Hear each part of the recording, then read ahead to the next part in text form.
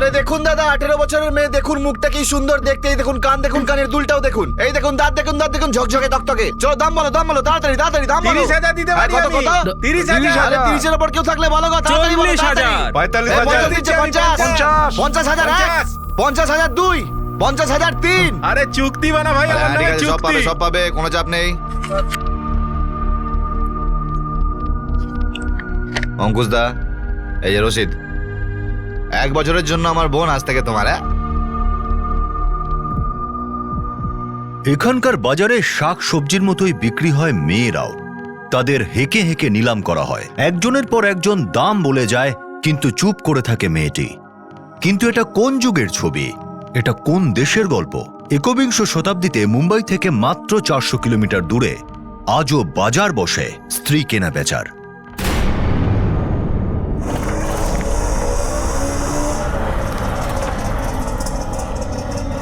হ্যাঁ দাদা, কত হয়েছে? 100 টাকা। 100 টাকা? হ্যাঁ।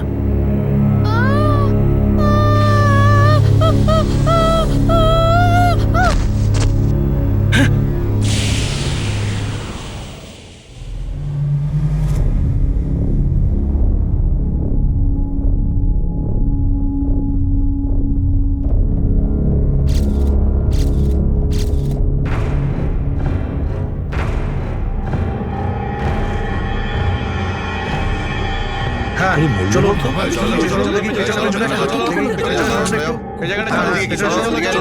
ওইদিকে না বাবা, একটু সাইড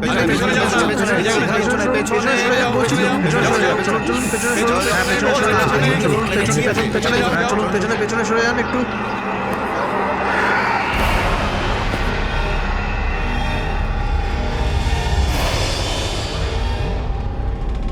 এর নাম সরিতা।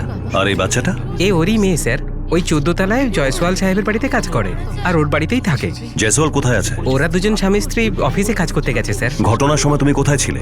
স্যার আমি খাবার খেতে বসেছিলাম, আর তারপরে হঠাৎ জোরে আওয়াজ শুনলাম আর আমি ছুটে এলাম, আর দেখে তারপরে আমি সঙ্গে সঙ্গে জয়সওয়াল সাহেবকে ফোন করেছিলাম, খুনি পৌঁছে যাবেন।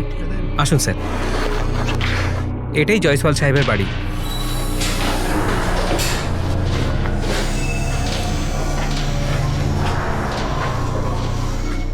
সবজি এখানে পড়ে আছে, মানে মেয়েটি এখান থেকে এসেছে, তারপর কাউকে দেখেছে ওপরে। চলো এসো।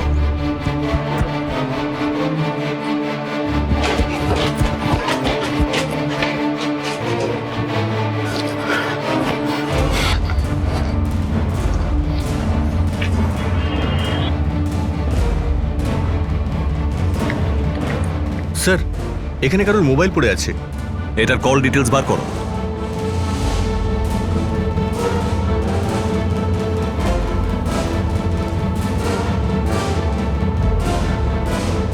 স্যার, মিস্টার আর মিসেস জয়সওয়াল দুজনেই চলে এসেছেন।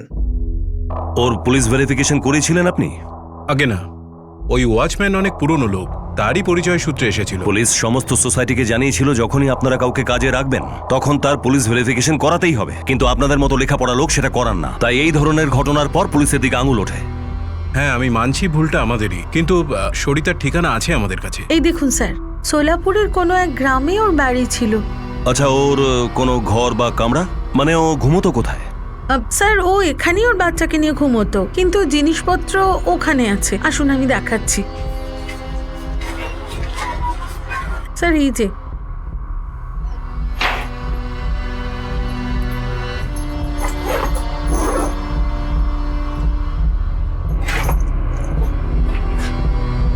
স্যার, এটাই ওর স্বামী চন্দন। ও কবে থেকে আপনাদের এখানে কাজ করতো? স্যার আমাদের এখানে ও 3 মাস ধরে কাজ করছিল। ওর স্বামী চন্দনও এখানে ছিল স্যার, আর ওরও সোলাপুরে বাড়ি। তাহলে সোলাপুরে থাকো তুমি? দেখো, তোমাকে ম্যাডাম তো সবকিছু বুঝিয়েই দিয়েছে। এখন আমি শুধু একটা কথাই জানিয়ে দিচ্ছি যে সরিতা আর তার বাচ্চা তো সার্ভেন্ট রুমে থেকে যাবে, কিন্তু তুমি ওদের সঙ্গে থাকতে পারবে না। হ্যাঁ বলে তো। ঠিক আছে বাবু। ওর ব্যবহারে আপনারা কোনোদিন কিছু লক্ষ্য করেছেন, মানে কোনো সন্দেহ? না স্যার, ও তো খুব বিশ্বাসী ছিল। ম্যাডাম, এই কানের দুলটা আপনার হারিয়ে গিয়েছিল না, আমি ওই ঘরে পেয়ে গেলাম। Thank you so much. আমি তো ভেবেছিলাম কাল মার্কেটেই ফেলে এসেছি, আর দেখো খুঁজে দিল। Thank you so much. Sir আমি তো বিশ্বাসই করতে পারছি না, ও মিনুকে নিয়ে ঝাঁপ দিয়েছে। মিনু তো ওর প্রাণ ছিল স্যার। এই তো কাল রাতের কথা, মিনুর একটু জ্বর ছিল। ম্যাডাম দেখুন ও খুব কাঁদছে, ওর খুব শরীর খারাপ হয়ে গেছে, ওকে ডাক্তারের কাছে নিয়ে যেতে হয়েছে? হবে। ওর খুব জ্বর হয়েছে, আমার ওকে ডাক্তারের কাছে নিয়ে যেতে হবে। আমি এক কাজ করছি, ওকে ওষুধ দিয়ে দিচ্ছি, সকালের মধ্যে জ্বর ছেড়ে যাবে। নিয়ে যাই না, খুব কাঁদছে। আচ্ছা চলো চলো, আমি নিয়ে যাচ্ছি, চলো। স্যার ও সব সময় বলতো মেয়েকে পড়াশুনো করবে, বড় করবে, কিন্তু ও যে এমন কেন করলো স্যার জানি না। ওর স্বামী চন্দন কি করতো? ও অটোরিকশা চালাতো। দুজনের মিলমিশ ছিল? স্যার সেটা তো আমরা জানি না, কিন্তু প্রত্যেক সানডেতে আমরা ওকে ছুটি দিতাম। তখন চন্দন ওকে নিতে আসতো আর সন্ধ্যের মধ্যেই ওকে পৌঁছে দিয়ে যেত। কিন্তু স্যার গত সানডেতে ওদের মধ্যে একটু ঝগড়া হয়েছিল। তুমি কেন বুঝতে তোমাকে পারছো না? একটা কথা বললে পরে কি তুমি বুঝতে পারো না? হ্যাঁ, কি হলো কি তোমাদের? সব ঠিক আছে? ও কি হলো, সব ঠিক আছে? হ্যাঁ ম্যাডাম, সব ঠিক আছে। দুর্ঘটনার সময় আপনারা কোথায় ছিলেন? স্যার আমরা তদন্তে আপনাদের কোঅপারেট করছি, পুরো সাহায্য করছি, আর আপনারা আমাদেরকেই সন্দেহ করছেন। সন্দেহ করাটা তো আমাদের কাজ। তাই ঘটনাটার পর আপনারা কোথায় ছিলেন, কার সঙ্গে ছিলেন, সমস্ত ডিটেলস নিয়ে নাও। স্যার। এর মধ্যে কি চন্দন এসেছিল? না, আমাদের সামনে তো কখনো আসেনি। আমাদের অ্যাবসেন্সে এসে থাকলে আমরা জানি না। আপনারা ওয়াচম্যানকে জিজ্ঞাসা করে দেখুন। স্যার আমি আগেও তো বলেছিলাম না, আমি খাবার খেতে গেছিলাম স্যার। ওর এজেন্সির নাম্বার নিয়ে নাও। যতটুকু আমরা জানতে পেরেছি, সরিতাকে জয়সওয়ালের ওখানে কাজে তুমিই লাগিয়েছিলে। হ্যাঁ স্যার, ওই চন্দন আছে না, ওই পরিচয় করে দিয়েছিল। ও বলেছিল মেয়েটাকে কাজ পাইয়ে দে, আমি পাইয়ে দিয়েছিলাম স্যার। চন্দনকে কিভাবে চেনো তুমি? ওই আমার বস্তিতে অটো ড্রাইভার আছে না দামোদর, ওই আলাপ করিয়ে দিয়েছিল। এই চন্দন শেষবার এখানে কবে এসেছিল? রবিবারে স্যার। আপনি যে নম্বরে ফোন করেছেন সেটি এই মুহূর্তে বন্ধ রয়েছে। স্যার চন্দনের ফোনটা বন্ধ বলছে। চন্দনের ঠিকানা বলো। যোগেশ্বরী ইস্টে, স্টেশনের পাশেই, সুভাষনগর, বাড়ি নাম্বার 36 স্যার।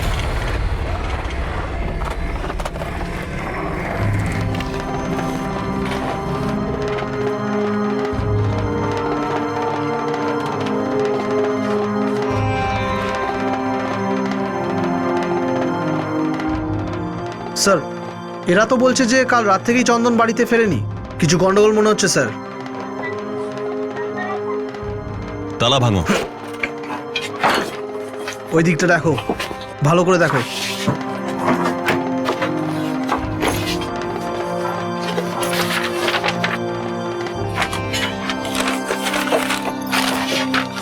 স্যার ড্রাইভিং লাইসেন্সের একটা জেরক্স পেয়েছি।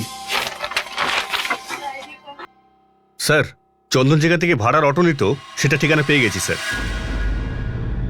আগে হ্যাঁ, ও আমার অটো চালাতো, কিন্তু কাল থেকে ও আসেই অটোটা ফেরত দিতেও আসেনি? না স্যার, প্রতিদিন রাতে চন্দন হিসেব করে তারপর অটো ফিরিয়ে দিয়ে যেত। যখনই আমি জানতে পেরেছি পুলিশ ওকে জিজ্ঞাসাবাদ করছে, আমি সঙ্গে সঙ্গে থানায় গিয়ে ওর রিপোর্ট করেছি। কতদিন ও আপনার অটো চালাচ্ছে? 1 বছর ধরে সাহেব, কিন্তু ওর কারোর সাথে কোনো ঝগড়া নেই, কোনো গোলমাল নেই স্যার। গত 3 বছর আগে ও ফ্যামিলি নিয়ে এখানে চলে আসে, ও এটাই আমাকে বলে। আরে চন্দন আমার বন্ধু, খুব ভালো ছিল তো স্যার। হ্যাঁ, তবে কয়েকদিন আগে ওর লাইফে কিন্তু বেশ টানটান কিছু ব্যাপার চলছিল। এনে ধর চাকা। দামোদর, আশেপাশে কোথাও সস্তা লজ আছে? এই কেন রে, তোর গুমটিটা কি হলো? আরে সেটা তো আছেই, কিন্তু অন্য একজনের জন্য দরকার। কোনো আত্মীয় আসছে নাকি? আছে একজন। হ্যাঁ আসছে একজনের মানে কি রে? হ্যাঁ, ওদিকে বউ আর এদিকে বাইরেও কেউ? হ্যাঁ কি ব্যাপার, বল বল বল, আরে বল না, আরে বল না রে। আরে ভাই আছে আছে, কিন্তু সস্তার কোনো লজের কথা তো বল। স্যার চন্দন কিন্তু আমার খুব ভালো বন্ধু হয়, আর সেজন্যই বললাম ওকে যা যা চলে যা, গীতা লজ কাছাকাছিই আছে। এই লোকটাকে দেখেছেন?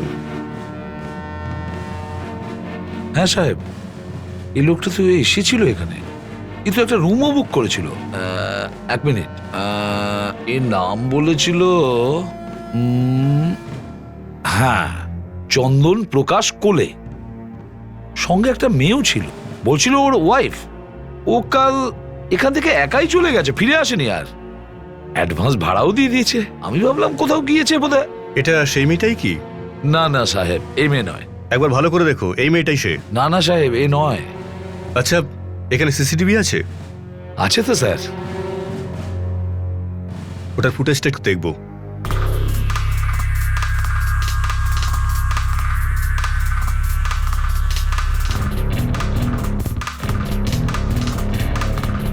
Pause pause. এই ফুটেজটা ডিভিডি চাই আমি। এই দেখুন স্যার, মেয়েটির গায়ে কিছু আঘাতের চিহ্ন আছে। মৃত্যু কিন্তু ছাদ থেকে পড়ার জন্যই হয়েছে। রিবসে মাল্টিপল ফ্র্যাকচারও আছে। স্কালার স্পাইন দুটোই রাপচার হয়েছে। স্যার, আমাদের তদন্ত অনুযায়ী পঙ্কজা প্রিয়া জয়সওয়াল ওই সময় বাড়িতে ছিল না, ওরা নিজেদের অফিসেই ছিল। তার মানে হলো নিশ্চয়ই অন্য কেউ এই মার্ডারে ইনভলভ রয়েছে। আর একটা ব্যাপার স্যার, মেয়েটির পিঠের মধ্যে মারের অনেক পুরনো দাগও রয়েছে। এই দেখুন।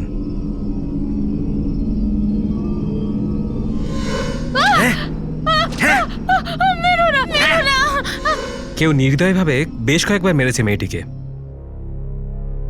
স্যার, সরিতার কল রেকর্ড থেকে জানা গেল যে ও চন্দনকে সকালবেলা ফোন করেছিল, আর বেশিরভাগ কলগুলোই আশেপাশের নম্বরে করা হয়েছিল। স্যার স্যার, মনে হচ্ছে এটা প্রেম ঘটিত ব্যাপার।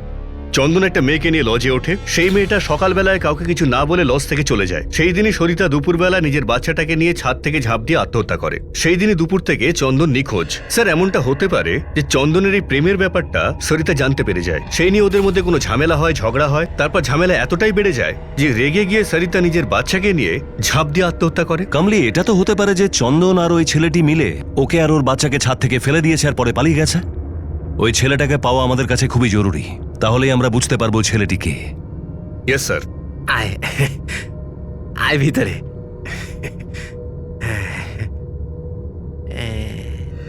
চন্দনের কথা মনে পড়ছে? লাড্ডু খাওয়া তো খুব তোকে, ওর জন্যই তো তুই এখানে এসেছিস।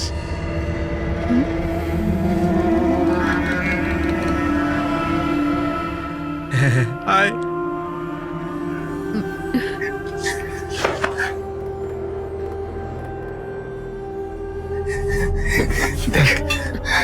তোরও মজা আর আমারও মজা।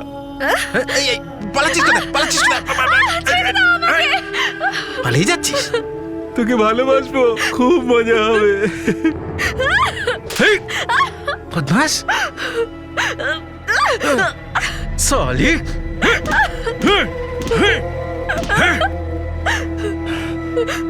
আমাকে ধাক্কা দিচ্ছে। হ্যাঁ,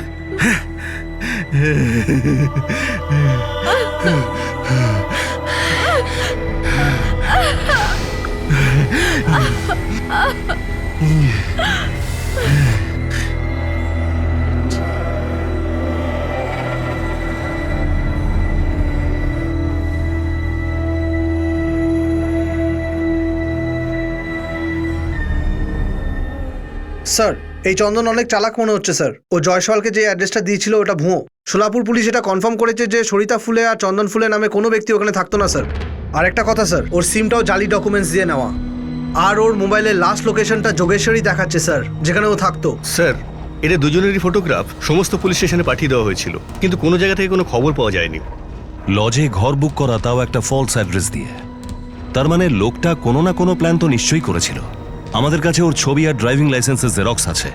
একটা কাজ করো, মহারাষ্ট্রের সমস্ত পুলিশ স্টেশনে ওর ছবি পাঠিয়ে দাও। ওর কোনো না কোনো ক্রিমিনাল রেকর্ড তো আমরা নিশ্চয়ই পেয়ে যাব। এখন এই চন্দন প্রকাশ আর ওই মেয়েটি আমাদের কাছে এমন একটা সূত্র, যার থেকে আমরা বুঝতে পারবো যে ওর মৃত্যু আত্মহত্যা ছিল নাকি খুন।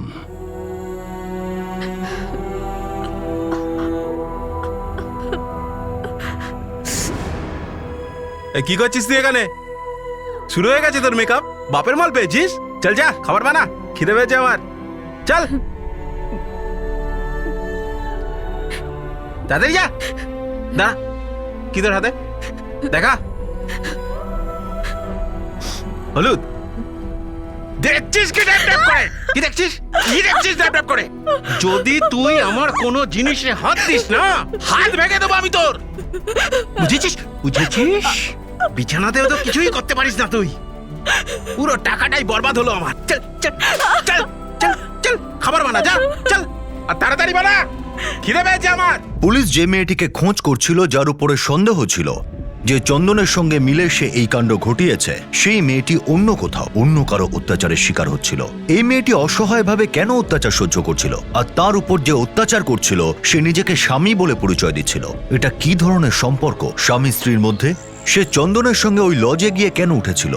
2 মাস কেটে গিয়েছিল, কিন্তু পুলিশের হাতে এই কেসের কোনো লিড ছিল না। এই দেখুন দাদা, একদম টাটকা জিনিস আছে, সবে সবে বিয়ে হয়েছে। এই দেখুন মুখ দেখুন চকচক করছে, দেখুন দাঁত দেখুন, দাঁত দেখো, তার দাঁত কত সুন্দর চকচক করছে, মাথা দেখুন, এই ঘোর ঘোর ঘোর ঘোর দিকে ঘোর। এই নিন দেখে নিয়েছেন, এবার 50-এর নিচে কিন্তু আমি দামবো না দাদা, আগে থেকেই বলে রাখছি। 50,000। আরে 55,000 আজকাল কিচ্ছু হয় না, আরো বেশি লাগা, আরো বেশি বেশি বেশি। 60 দিয়ে দে। টাকা 60,000 কি বলছো, কি কুমারী নাকি? আরে বিবাহিত বলছি তো, বিবাহিত। 1 বছর বিয়ে হয়েছে আর বরকে কিন্তু এখনো খুশি রাখে। হ্যাঁ, ওর জন্য একটা টাকাও ওইদিক ওদিক আমি করবো না। এই 60-এর ওপর ওপর ওপর। 70,000। আরে 70-এ কি হবে মেসমশাই? কেউ আছে? নে, চল। কি 75,000 টাকার বেশি একদম পাবি না। এই নে 75,000। 75-এর ওপর কেউ আছে এখানে? না না, কেউ নেই। আজ থেকে হলো আমার। চলো, ঠিক আছে? পাক্কা আছে। এই 1 বছরের জন্য রসিদ বানা রে কাকার, বানা বানা বানা রসিদ বানা, হ্যাঁ এক্ষুনি বানা।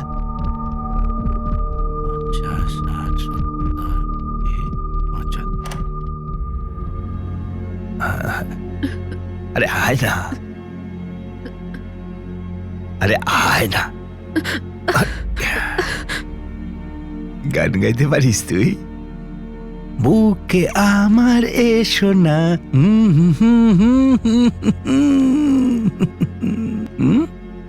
আরে বোবা নাকি রে তুই? গান গাইতে বলছি না তোকে? আরে গা। বুকে আমার এসো না। কেন এত দূরে দূরে থাকো? আমি এখানে তোমারই অপেক্ষা। কিছু শুনতে পাচ্ছি না। আয় কোলে বসে শোনা। আরে আয় না। এই কাগজটা দেখ, 75,000 টাকা দিয়ে কিনেছি তোকে। এখানে কোনো নখরা চলবে না। তোর আগেও 3টে এসেছিল, একজনের আবার ছেলেও হয়েছে।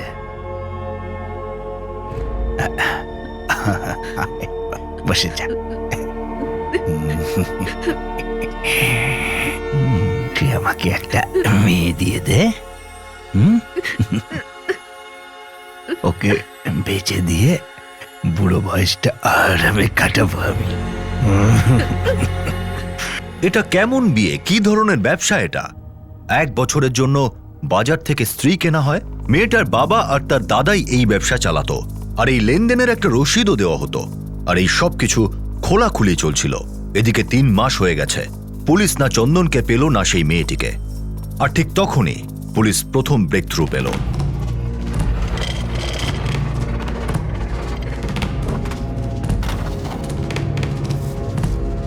এই যে স্যার, এখানেই অটো।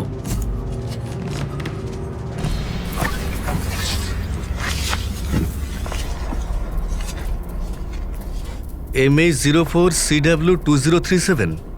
স্যার, এটা তো সেই অটোটাই যেটা চন্দন ভাড়া নিয়ে চালাতো। এই অটোটাকে ফরেনসিক ডিপার্টমেন্টে পাঠিয়ে দাও, আর চন্দনের ছবি আশেপাশের এলাকায় দেখাও।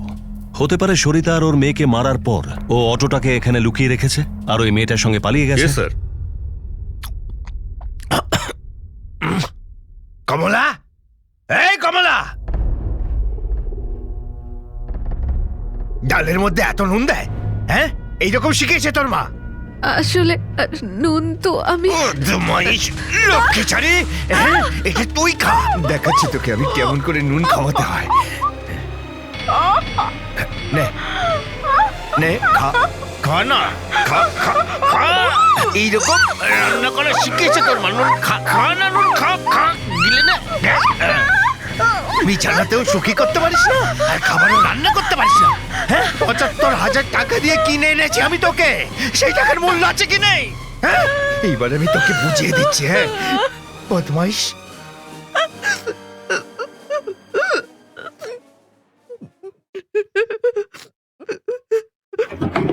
স্যার, সব জায়গায় খোঁজ খবর নিয়েছি, না চন্দনের কোনো খবর পেয়েছি, না ওই মেয়েটার কোনো খবর পেয়েছি।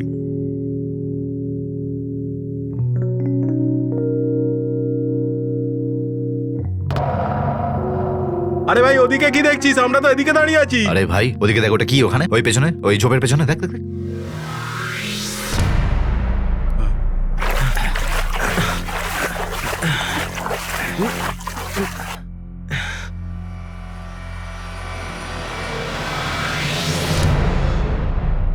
আসুন স্যার। স্যার ওই যে ওইদিকে স্যার, ওই ঝোপের ভিতরে স্যার।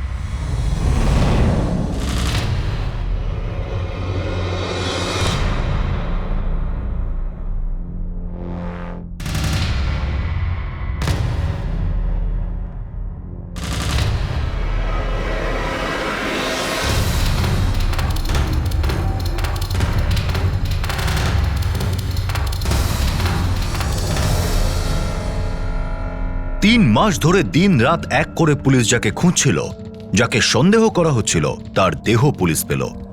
রহস্য আরো ঘনীভূত হলো, আর এখন এই রহস্যের উপর থেকে পর্দা সরাতে পারে সেই মেয়েটি যাকে এখনো পর্যন্ত পুলিশ শনাক্ত করতে পারেনি। এই সমস্ত জিনিস চন্দনের বডি থেকে পাওয়া গেছে।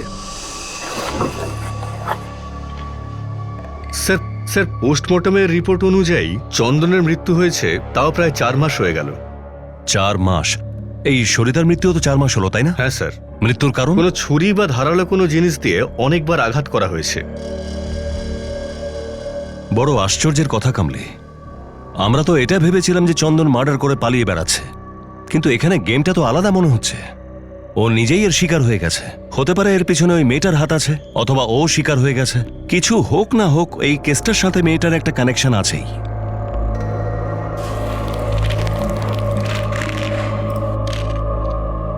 কামলে, এই লকেটটাকে একটু ভালো করে দেখো। এই লকেটের মধ্যে একটা মন্দিরের স্কেচ বানানো আছে। এই ধরনের লকেট ছোট গ্রামের মেলায় মন্দিরের আশেপাশে পাওয়া যায়। খোঁজ নাও এই লকেট কোথাকার। Yes sir. স্যার, ওই লকেটটার ব্যাপারে জানা গেছে স্যার, মারাঠিদের এক গ্রামের মন্দিলি মন্দিরের লকেট এটা। এখান থেকে 500 কিলোমিটার দূরে স্যার।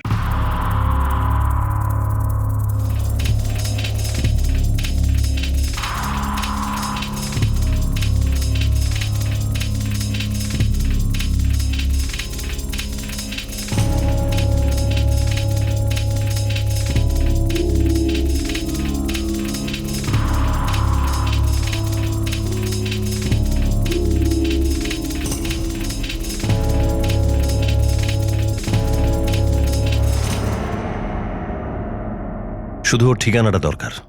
না স্যার। এই লকেট? হ্যাঁ স্যার, এটা তো মন্দিরের। অনেক লোক আসে স্যার মন্দিরে দর্শন করতে, এতে মানত পূর্ণ হয় স্যার। হ্যাঁ জানি জানি। একে দেখোনি তাহলে? না স্যার, না দেখিনি। স্যার আমার মনে হচ্ছে চন্দন আর সরিতাকে আমরা খুব ভুল জায়গায় খুঁজছি। হতে পারে চন্দন এখানে দর্শন করতে এসেছিল। ও হয়তো এই গ্রামেরই নয়, কারণ কেউই ওকে চেনে না। না কামলে, আমি এই লোকেদের চোখে মুখে অন্য কিছু দেখছি। এরা নিশ্চয়ই কোনো কিছু লুকোবার চেষ্টা করছে।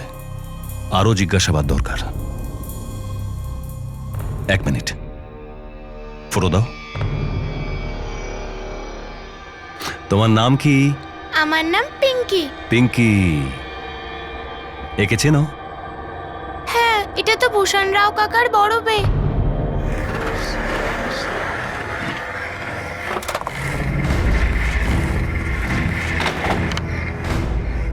ভূষণ রাও?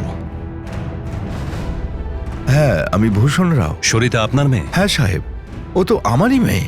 এতে ওর সাথে কোনো সম্পর্কই নেই। ও এখন কোথায়? বললাম না স্যার, আমি ওকে মেয়ে হিসেবে মানেই না। 4 মাস আগে ও ছাদ থেকে ঝাঁপ দিয়ে আত্মহত্যা করেছে, সেটাও কি জানেন না নাকি? হ্যাঁ, আমি কি করে জানবো যে ও বেঁচে আছে নাকি মরে গেছে? আমাদের মুখ পুড়িয়ে চলে গেছে ও নিজের স্বামীর ঘর থেকে। জানি না কার সাথে পালিয়ে গেছে। পালিয়ে গেছে? কিন্তু আমরা তো জানতে পেরেছি ওর স্বামী চন্দন। চন্দন? আমি তো জানি না চন্দনটা আবার কে। ওর স্বামী? ও তো মরে গেছে স্যার, ও তো মরে গেছে। আরে সন্তান জন্মানোর কয়েকটা বছর পরেই ও মরে গেছে। আমি তো ওর দ্বিতীয় বিয়ে দিতে চেয়েছিলাম, যাতে ও একটা আশ্রয় পায় আর বাচ্চাটা বাবা।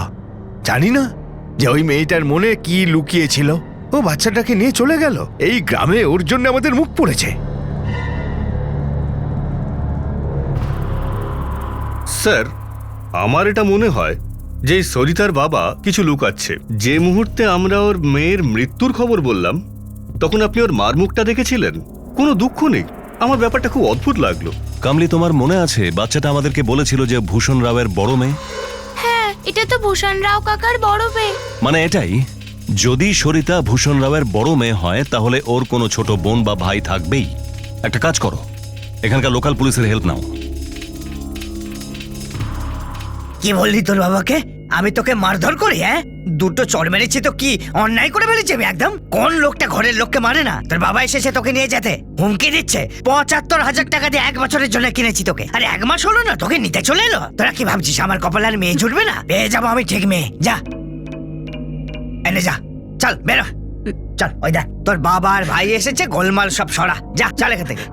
ঝামেলা হাটা, ঝামেলা হাটা হ্যাঁ বাবা। ঠিক আছে, তোমরা ভাই বোনে মিলে আমার মুখটা পুড়িয়ে দিয়েছো। বসো, তোমাদের জন্য পালিতে পুলিশ পর্যন্ত এসেছে। হ্যাঁ হ্যাঁ ঠিক আছে, হ্যাঁ, যাও হ্যাঁ, যাও ঠিক যাও, আছে। যাও এখান থেকে যাও, ঝামেলা হাটা। পুলিশের সন্দেহ একদম সঠিক ছিল। সরিতা যে মুম্বাইয়ে বিল্ডিং এর ছাদ থেকে ঝাঁপ দিয়ে প্রাণ দিয়েছিল, আর একটি মেয়ে যার নাম এখনো পর্যন্ত পুলিশ জানতে পারেনি, এরা দুজন বোন ছিল।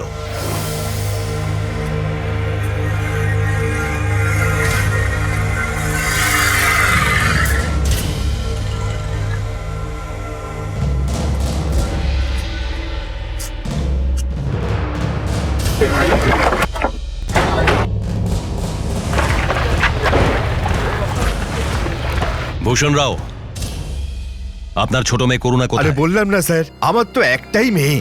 আর কালই তো আপনারা বললেন যে ও নাকি মরেও গেছে, তাহলে আমার পেছনে কেন আপনারা? স্যার এই মিথ্যে বলছে স্যার, আমি কালের আরেকটা মেয়েকে দেখেছি তুমি স্যার। গ্রামের ব্যাপারে কেন নাক গলাচ্ছ?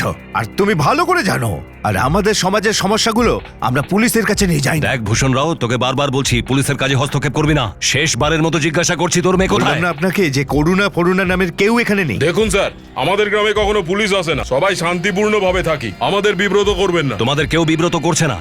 তোমার ঘরের তল্লাশি করবো। কি করে তল্লাশি করবে? গ্রামের লোকজন আপনাকে ঢুকতে দিলে তখন না? এই ঢুকতে দাও না, আপনি তল্লাশি করবেন না? তল্লাশি করুন, কিন্তু এরপর যদি আর গ্রামে পুলিশ আসে না, তখন বুঝবেন গ্রামবাসী আর চুপ করে থাকবে না।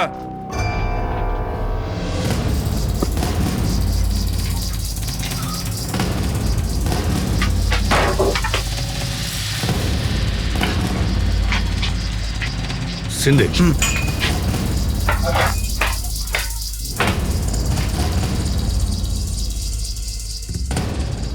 করোনা এখানে নেই, তাহলে গেল কোথায়? মা ছেড়ে দাও আমাকে। চুপ কর একদম, চুপ, একদম চুপ। একটা কাজ করো সিন্ধে, পুরো ঘরটা তল্লাশি নাও, কিছু না কিছু তো নিশ্চয়ই পাওয়া যাবে। ওদিকে যাও। আমার কথা তো শোনো।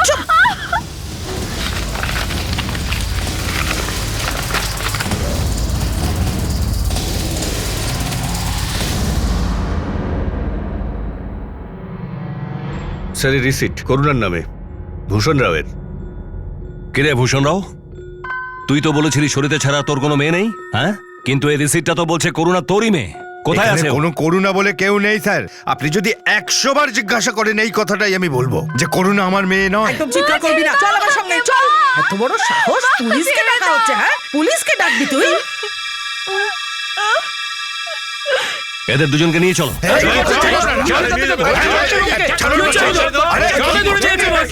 কেউ সামনে আসবে না। আরে বাবা, শুধু একে জিজ্ঞাসাবাদ করার জন্য থানায় নিয়ে যাচ্ছি, আবার তো এখানে গ্রামে ফিরিয়ে দিয়ে যাবো। ছেড়ে যাও, পেছনে যাও। চলো, ওই করুণা দিদিকে, করুণা দিদিকে ওই মাসি টেনে নিয়ে চলে গেল কোথায়? ওইখানে।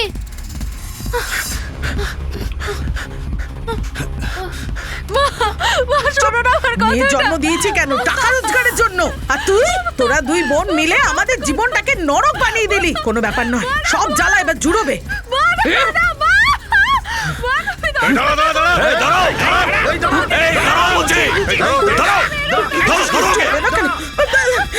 দরজাটা খোলো। এই বেরিয়ে এসো।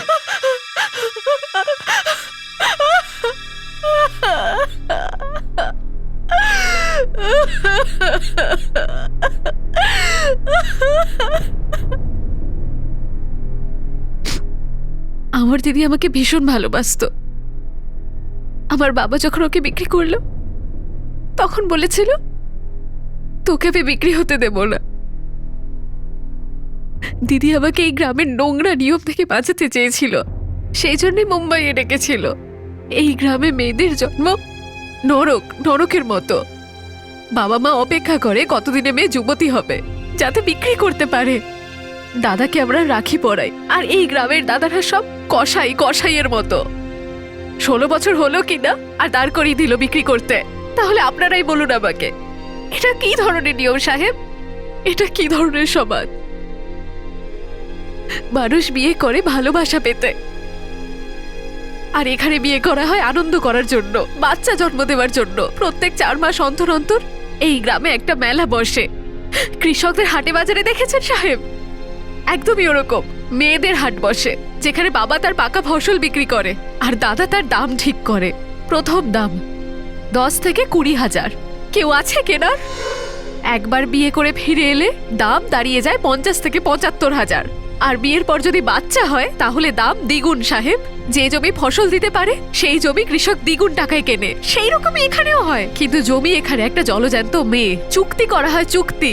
নাম করুণা, বাবার নাম ভূষণ রাও। বিয়ে করার তারিখ আর বিয়ে ভাঙার তারিখ। আর জানেন এগুলো সব কে করায়? মেয়েদের বাবা মা নিজেরা। আমার দিদিকেও এইভাবে বিক্রি করে দেয় দাদা আর বাবা মিলে একটা বয়স্ক লোকের সঙ্গে। আপনি জানেন দিদির বয়স তখন 18 ছিল, মাত্র 18। ও একটা মেয়ের জন্ম দেয়। খুব ভালোবাসো নিজের মেয়েকে।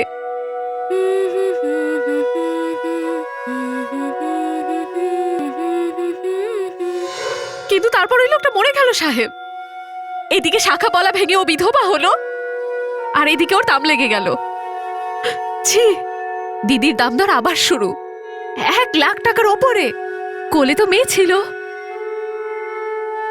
আবার বিক্রি হয়ে গেল 1 বছরের জন্য। দিদির ভাগ্যটা ভালো ছিল যে চন্দন বাবুর সাথে 6 মাসের জন্য কন্ট্রাক্ট হয়েছিল, আর ওরা দুজনকে ভালোবেসে ফেলে। ওদের কন্ট্রাক্ট শেষ হয়নি, কিন্তু কন্ট্রাক্ট শেষ হওয়ার পরও ওরা একসাথেই থাকতে চেয়েছিল। টাকা আছে তোর কাছে? টাকা আছে? তা না হলে ভেগে যা। হাত জোর করছি কাকা, সরিতাকে আমি বিয়ে করতে চাই। ওকে আমি খুব খুশি রাখবো কাকা। জীবনে কখনো ওকে কোনো কষ্ট পেতে দেব না। ওর মেয়েকে আমি নিজের পরিচয় দেব। খুব ভালোবাসবো কাকা। তোমাকে কখনো কোনো অভিযোগ করতে দেব না আমি। কাকা আমি তোমার পায়ে পড়ছি। পায়ে পড়ে কোনো লাভ হবে না, তোকে বলেছি না। যদি টাকা থাকে তাহলে 1.5 লাখ টাকা নিয়ে আয়, তাহলে 1 বছরের জন্য তোকে আমি লিখে দেবো। আর সারা জীবনের মতো নিতে চাইলে না, পুরো 10 লাখ টাকা নিয়ে আসতে হবে। এত টাকা আমি কোথার থেকে নিয়ে আসবো কাকা? গরিব মানুষ আমি। আর সঞ্জু দাদা তুমি তো দেখছিসটা কি? যেতে বলা হয়েছে মানে চলে যাবি। চল ওঠ। এবার যাবি নাকি তোকে ধাক্কা মেরে বার করতে হবে? হ্যাঁ দাদা, এই দেখুন একদম তাজা ম্যারেড মেটেরিয়াল। শুধু তাই নয়, সাথে একটা বাচ্চা ছেলেও আছে। আরে ছেলে নয়, হ্যাঁ, মেয়ে ছেলে আছে। আরে কেউ সারা জীবনের জন্য নিতে চাইলে 10 লাখ টাকা দিতে হবে। দাম বলো, দাম বলো, ফাটাফাট দাম বলো। 80,000। বেশি দাম লাগাও, বেশি বলো, আরো বেশি বলো। 90,000। 1 লাখ। আরে 1 লাখ টাকায় আর কি হবে? আরে একটাই তো বাচ্চা আছে না, এরকম হয় না, আরে বাবা, এরকম হয় না। ঠিক আছে, ঠিক আছে, কোনো মানে হলো? আরে কি বললে? একটাই বাচ্চা একটাই তো আছে, বাচ্চা যদি আছে। পোষায় তো নাও, তা না হলে তোমরা আসতে পারো। যাও যাও যাও যাও যাও।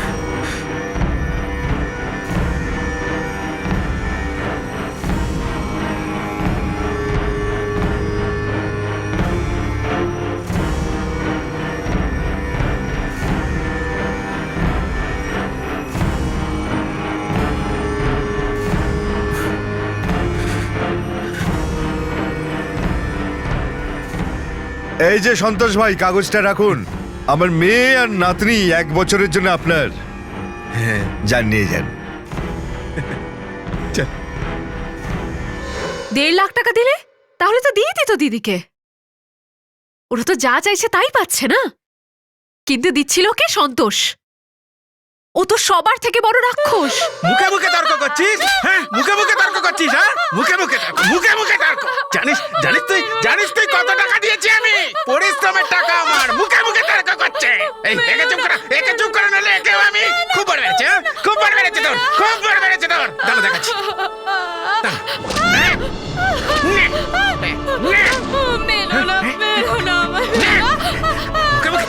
ব্যাস, ক্লান্ত হয়ে গেছিল আমার দিদি। মিনিকে এই প্রথা থেকে বাঁচানোর জন্য পালিয়ে গেল চন্দনদার সঙ্গে। আর দিদি আমাকে ভরসা দিয়েছিল যে টাকা জমিয়ে নিয়ে আমাকেও ডেকে নেবে। তারপর আমাকেও ডেকে নিল। আমি তো হাসতে খেলতে চলে গেলাম। চন্দন দাদা আমাদের থাকার জায়গা দিল, কিন্তু আমি পাগল, সবার থেকে বড় পাগল। আমি মাকে ফোন করে দিয়েছিলাম। হ্যালো মা। করুণা, সোনা মা আমার, কেমন আছিস? মা আমি ভালো আছি। কোথায় আছিস রে তুই মা? বল না, আমি কাউকে বলবো না। বল কোথায় আছিস? আমি মুম্বাইতে আছি। মুম্বাইতে? ওখানে চলে গেলে কি করে? চন্দন দাদা আমাকে নিয়ে এসেছে। আমি যোগেশ্বরী ইস্টে চন্দনদার সঙ্গে 4 নম্বর বিল্ডিং এ আছি। দিদি কোথায় থাকে বলে দে না রে। হ্যাঁ আমি দেখা করেছি, দিদি না ওই উঁচু বিল্ডিংটায় কাজ করে। আচ্ছা মা, মাঝে মাঝে ফোন করিস। হ্যাঁ মা তুমি একদম চিন্তা করো না। হ্যাঁ।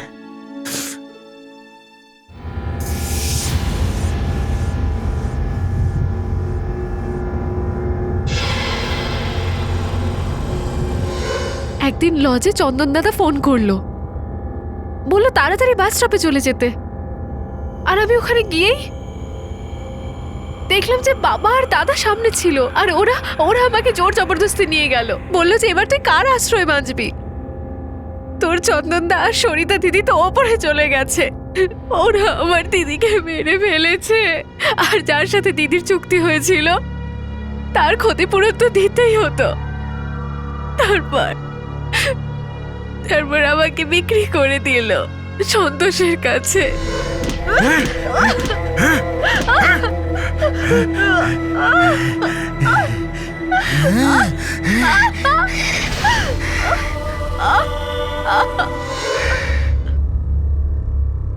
স্যার ওই চন্দন আমার গলার কাঁটা ছিল স্যার, ওকে বার করা খুব প্রয়োজন ছিল, তাই ওকে বার করে দিয়েছি স্যার। এই দেখ চন্দন, আমি বুঝতে পারছি যে তোর সাথে যা হয়েছে ঠিক হয়নি। কি করব, দুটো মেয়ে পালিয়ে গেল, গ্রামের লোক মুখে কালি ছিটিয়ে দিচ্ছে। ব্যাস এখন তুই আমার সম্মানটাকে বাঁচা, তুই যা বলবি সেটা আমি সব মেনে নেবো। আর দেখ আমার মেয়ের সাথে তোর বিয়ে দিয়ে দেবো সারা জীবনের জন্য।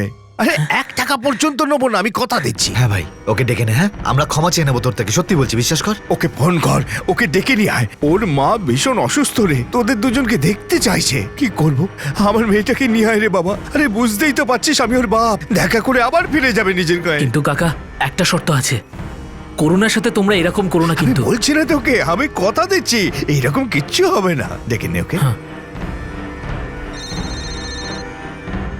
হ্যালো করুণা, হ্যাঁ তুই তাড়াতাড়ি বাস স্ট্যান্ডে চলে আয়। সব ঠিক হয়ে গেছে? তোর বাবার সঙ্গে আমার কথা বলা হয়ে গেছে, তুই যবে চাইবি, যেদিন চাইবি, যেখানে চাইবি তোর বিয়ে দেবে। এখন আর কোনো সমস্যা হবে না, তোর সরিতা দিদিকেও আমি সঙ্গে নিয়ে আসছি। ঠিক আছে চলো তোমাদের দুজনকেও বাস স্ট্যান্ডে পৌঁছে দিই, আর সরিতাকেও আমি নিয়ে আসছি। এই চন্দন, সরিতার ঠিকানা আমাদের কাছেই আছে রে, কি বুঝলি? হ্যাঁ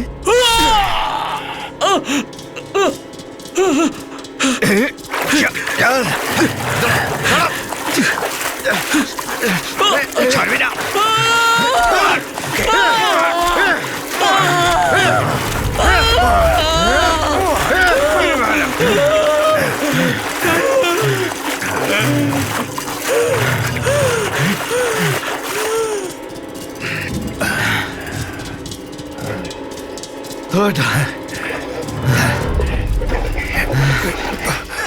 লক্ষ্মী সোনা আমার, চল আমরা খেলবো আজকে, আজকে খুব মজা হবে। হ্যাঁ চলো।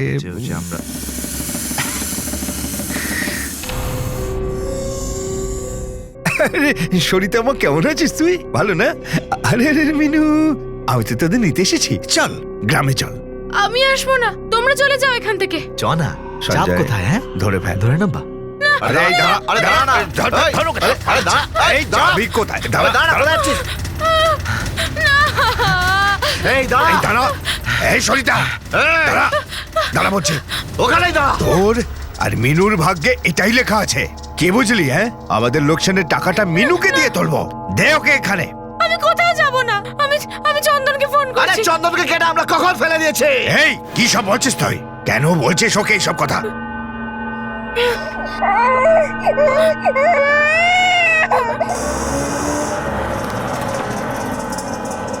হ্যাঁ দাদা, কত হয়েছে? 100 টাকা। এই সঞ্জয়, কথা বাড়াচ্ছিস কেন? বাচ্চাটাকে নিয়ে আয়। এই এখন কিন্তু চন্দন নেই। হ্যাঁ কে বাঁচাবে তোকে বল? এই দাঁড়া দাঁড়া, কোথায় আছিস তুই? এই দাঁড়া দাঁড়া বলছি, এই দাঁড়া, দাঁড়া দাঁড়া বলছি। কি করছিস তুই? এই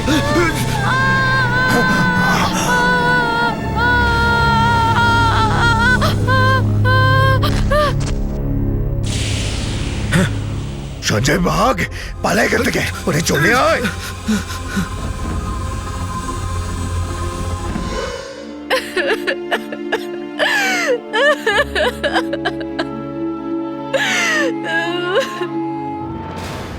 করুণাকে ফিরিয়ে এনে সন্তোষের কাছে পাঠিয়ে দিয়েছি।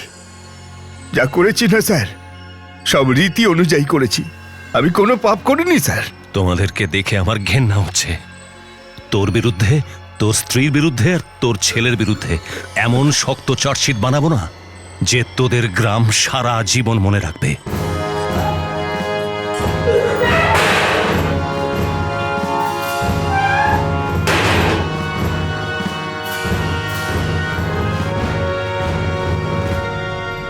প্রথা বহু যুগ ধরে চলে আসা একটা রীতি, যার বিরুদ্ধে প্রশ্ন করার অধিকার আমাদের নেই। আর যদি কেউ প্রশ্ন তোলেও তাহলে তাকে চুপ করিয়ে দেওয়া হয়। আমাদের সাফল্য পছন্দ, নগর নির্মাণে যুক্ত হই আমরা, কিন্তু ছোট ছোট গ্রামে, ভিন্ন ভিন্ন সমাজে এই ধরনের বেআইনি প্রথা এখনো চলছে, যা নিয়ে প্রশ্ন তুললে সেখানকার মানুষ হাতে পাথর তুলে নেয়। আমাদের অনেক প্রথারই মূল উদ্দেশ্য কোথাও হারিয়ে গেছে। যেটা এখন বেঁচে আছে সেটা হলো অত্যাচার, মেয়েদের উপর অত্যাচার। আর প্রথার বলি সব থেকে বেশি মেয়েরাই হয়। আজও নিজেদের জীবনের উপর তাদের কোনো অধিকার নেই। আজও তাদের ভবিষ্যৎ নির্দিষ্ট করে দেওয়া পুরুষ প্রধান সমাজের হাতে মেয়েরা কাঠের পুতুল। প্রয়োজন হলো সমাজের সব কুসংস্কার, সব কুপ্রথাগুলোকে মূলোচ্ছেদ করা।